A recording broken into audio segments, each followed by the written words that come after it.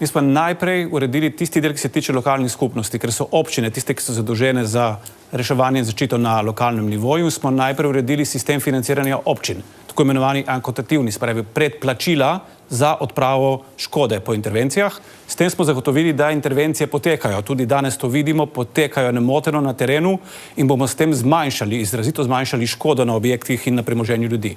Na drugi strani je pa tudi to, da smo tudi kmetom, ki so res prizadeti, in jaz se bojim, da bo ta neurja v bodoče stalnica, in zato gremo v sistemsko spremembo, da mi vstopimo kot država po sistemu de minimis, to je dovoljen sistem pomoči za tiste, ki imajo dejansko 100% uničen pridelek, in jim pomagamo do neke zgornje omejitve.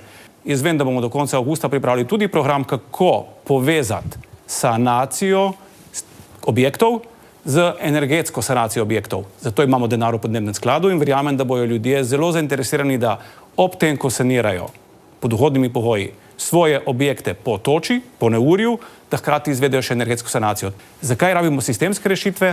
Še enkrat poudarjam, ker se bojim, da so taka neurja, ki smo jim priča letos, ne samo v Sloveniji, v celi Evropi, nekaj, na kar se bomo morali navaditi s tem živeti.